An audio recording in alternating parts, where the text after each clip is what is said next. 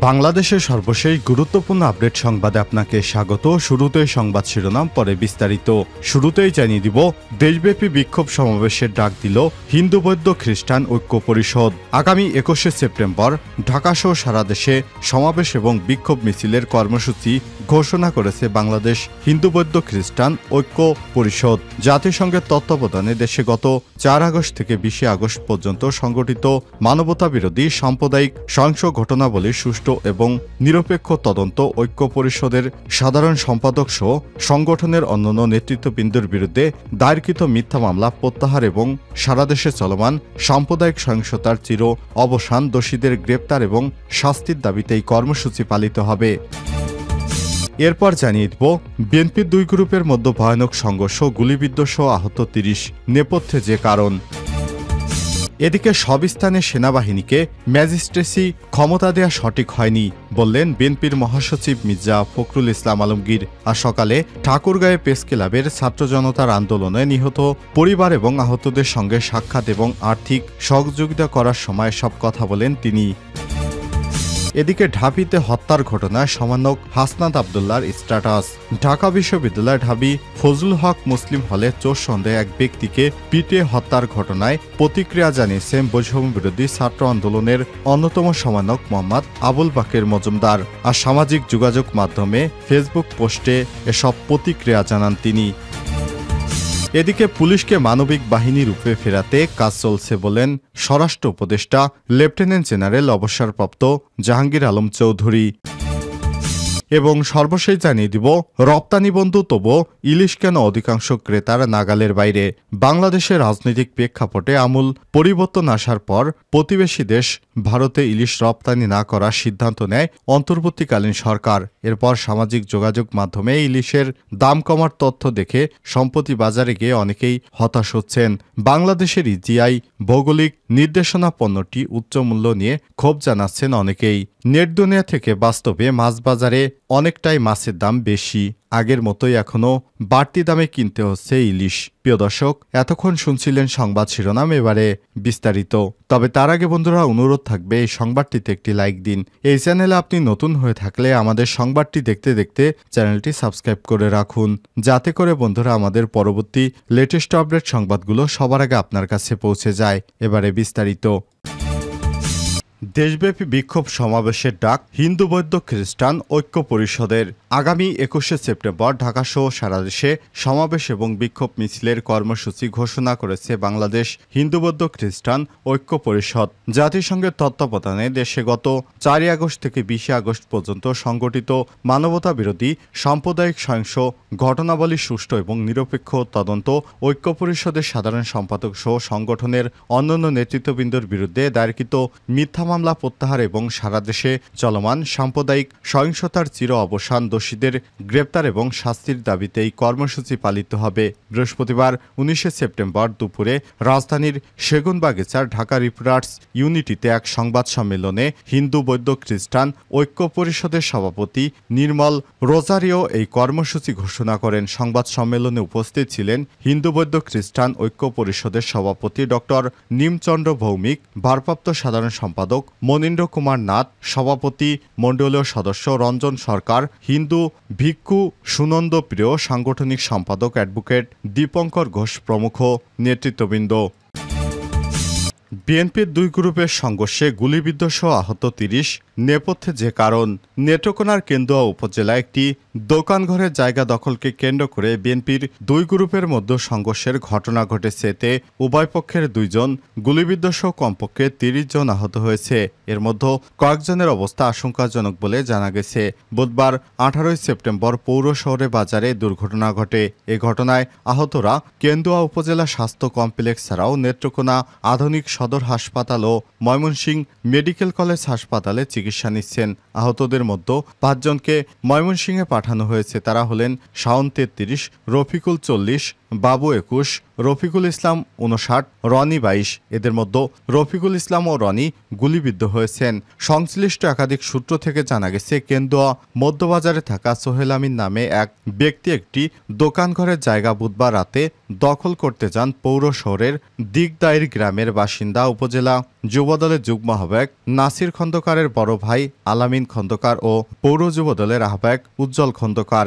একই সময় সোহেল আমিনের পক্ষ নিয়ে ওই দোকানে যান নেত্রকোনা জেলা বিএনপির সদস্য সচিব রফিকুল ইসলাম হিলালির ভগ্নিপতি, উপজেলা বিএনপির সভাপতি জয়নুল ভূঁইয়ার বড় ভাই এবং উপজেলা ছাত্রদলের সভাপতি সাইফুল ভূঁইয়ার বাবা, উপজেলার চকভাট্টা গ্রামের বাসিন্দা বিএনপি নেতা জসিমউদ্দিন ভূঁইয়া। এক পর্যায়ে দুই পক্ষের সংঘর্ষে জড়িয়ে পড়ে। খবর পেয়ে যুবদল নেতা নাসির উদ্দিন খন্দকারের পক্ষে পৌরসভার দিগদাইর গ্রামের লোকজন এবং বিএনপি নেতা জসিমউদ্দিন ভূঁইয়ার পক্ষে উপজেলার চিরাংচর ইউনিয়নের চকভাট্টা গ্রামের লোকজন রক্তক্ষয়ী এই সংঘর্ষে জড়িয়ে পড়ে। এতে অন্তত উভয় পক্ষে ৩০ জন আহত হয়েছেন। সব স্থানে সেনাবাহিনীকে ম্যাজিস্ট্রেসি ক্ষমতা দেয়া সঠিক নয়, মির্জা ফখরুল। দেশের সব স্থানে সেনাবাহিনীকে ম্যাজিস্ট্রেসি ক্ষমতা দেয়া ঠিক হয়নি বলে মন্তব্য করেছেন বিএনপির মহাসচিব মির্জা ফখরুল ইসলাম আলমগীর। বৃহস্পতিবার ১৯ সেপ্টেম্বর সকালে ঠাকুরগাঁও প্রেস ক্লাবে ছাত্র জনতার আন্দোলনে নিহত পরিবার এবং আহতদের সঙ্গে সাক্ষাৎ এবং আর্থিক সহযোগিতা করার সময় সব কথা বলেন বিএনপির মহাসচিব মির্জা ফখরুল ইসলাম আলমগীর। বিএনপির মহাসচিব আরও বলেন, হাসিনা সরকার জঞ্জাল পরিষ্কার করতে সকলের অংশগ্রহণমূলক নির্বাচনের ব্যবস্থা করার দাবি জানান তিনি। অনুষ্ঠানে বিএনপির মহাসচিব মির্জা ফখরুল ইসলাম আলমগীর তার দলের পক্ষ থেকে জেলায় ছাত্র জনতার আন্দোলনে নিহত ৪ জন পরিবার এবং আহত ৪৩ জনের হাতে নগদ মোট ১৫ লক্ষ টাকা তুলে দেন। ঢাবিতে হত্যার ঘটনায় সমন্বয়ক হাসনাত আবদুল্লাহর স্ট্যাটাস। ঢাকা বিশ্ববিদ্যালয়ের ঢাবি ফজলুল হক মুসলিম হলে চোর সন্দেহে এক ব্যক্তিকে পিটে হত্যার ঘটনায় প্রতিক্রিয়া জানিয়েছেন বৈষম্যবিরোধী ছাত্র আন্দোলনের অন্যতম সমন্বয়ক মোহাম্মদ আবু বাকের মজুমদার। বৃহস্পতিবার ১৯ সেপ্টেম্বর সকালে সামাজিক যোগাযোগ মাধ্যম ফেসবুকের এক পোস্টে এই প্রতিক্রিয়া জানান তিনি। ফেসবুক পোস্টে তিনি লিখেছেন, বিশ্ববিদ্যালয়গুলো হবে সন্ত্রাসী, হামলাকারী ও অপরাধীমুক্ত। ২২ তারিখ ঢাকা বিশ্ববিদ্যালয় ক্যাম্পাস খোলা হচ্ছে। দেশজুড়ে অন্যান্য ক্যাম্পাসও দ্রুত সময়ের মধ্যে খোলা হবে। শিক্ষার্থীরা কোনো হামলাকারীর সাথে ক্লাস বা পরীক্ষায় বসতে পারে না। ক্যাম্পাসে ছাত্রলীগের নৃশংস হামলাকারীদের বিরুদ্ধে এখনও কোনো মামলা করা হয়নি, প্রশাসনিকভাবে কোনো আইনগত ব্যবস্থাও নেওয়া হয়নি। তাই জুলাই বিপ্লবে শিক্ষার্থীদের উপর প্রকাশ্যে হামলায় জড়িতদের বিরুদ্ধে প্রশাসনকে দ্রুত আইনগত ব্যবস্থা গ্রহণ করতে হবে।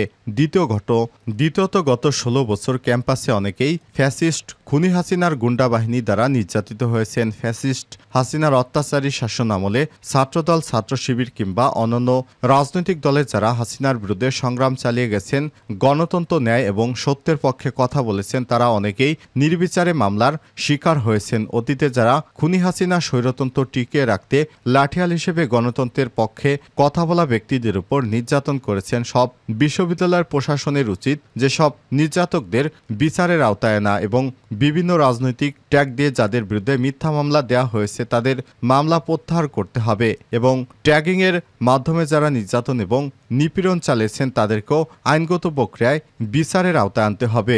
তৃতীয়ত, ফ্যাসিস্ট হাসিনা শাসন আমলে যেসব শিক্ষক তাদের শিক্ষার্থীদের উপর নির্যাতন সমর্থন করেছেন তাদেরকেও আইনের আওতায় আনতে হবে। পুলিশকে মানবিক বাহিনী রূপে ফেরাতে কাজ চলছে বললেন স্বরাষ্ট্র উপদেষ্টা। স্বরাষ্ট্র মন্ত্রণালয়ের উপদেষ্টা লেফটেন্যান্ট জেনারেল অবসরপ্রাপ্ত জাহাঙ্গীর আলম চৌধুরী বলেছেন, বাংলাদেশ পুলিশ যেন পুরনো রূপে মানবিক পুলিশ হিসেবে উজ্জীবিত হয়ে ফিরে আসে এবং পুরনো গৌরব ফিরে আনার জনবান্ধব পুলিশ যেন সে বিষয়ে আমরা সবাই কাজ করছি।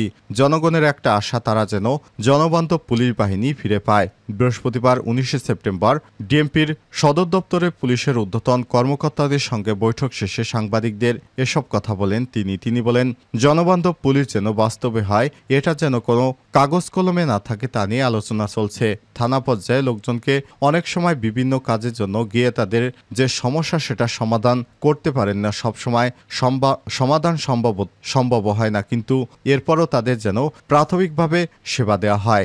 ঢাকা মহানগর পুলিশকে উজ্জীবিত করার পাশাপাশি রাজধানীর ট্রাফিক ও চাঁদাবাজি সমস্যা সমাধানে ডিএমপিকে নির্দেশনা দেওয়া হয়েছে জানিয়ে তিনি বলেন, ট্রাফিককে যে একটা সমস্যা হচ্ছে, সে ট্রাফিকটা কিভাবে উন্নয়ন করা যায় সেটা নিয়ে আলোচনা করা হয়েছে। চাঁদাবাজি কিভাবে বন্ধ করা যায় এ সম্বন্ধে কথা হয়েছে। চাঁদাবাজিটা যদি বন্ধ হয়, জিনিসপত্রের দামটা কিছুটা সহনীয় পর্যায়ে চলে আসবে। রাজধানীসহ বিভিন্ন থানায় হয়রানিমূলক মামলা হচ্ছে। বাদী আসামিদের চেনে না। পুরাতন ফরম্যাটে হয়রানির বিষয় জানতে চাইলে স্বরাষ্ট্র উপদেষ্টা বলেন, পুলিশ কিন্তু আগে মামলা দিত। এ সময় কোনো পুলিশ একটা মামলা দিয়েছে, আগে পুলিশ 10 জনের নামে 100 জনকে অজ্ঞাতনামা আসামি করত, কিন্তু আজ পর্যন্ত পুলিশ কিন্তু মামলা দিচ্ছে না। এটা কিন্তু সাধারণ পাবলিকরাই দিচ্ছে। যদি পুলিশ একটা মামলা দেয়, আপনি আমার কাছে আইনেন যে 10 জনের নাম দিচ্ছে, 500 জনকে অজ্ঞাতনামা আসামি করা হয়েছে। এখন যারা মামলা দিচ্ছে সাধারণ জনগণ, তাদের বলতে হবে ভাই, যারা অ্যাকচুয়াল ক্রিমিনাল তাদের বিরুদ্ধে আপনারা মামলা দেন, অন্যদের নাম দেন না। অন্য নাম দিলে এইটা তদন্ত করতেও সময় বেশি যাচ্ছে এবং অনেক সময় নিরীহ লোককেও যেন হেনস্থা না করা হয়, এদিকে খেয়াল রাখতে হবে। এজন্য আমরা কিন্তু বলে দিয়েছি যে সাধারণ লোক যেই হেনস্থা হয়, তদন্ত ছাড়া কাউকেই অ্যারেস্ট করা হবে না।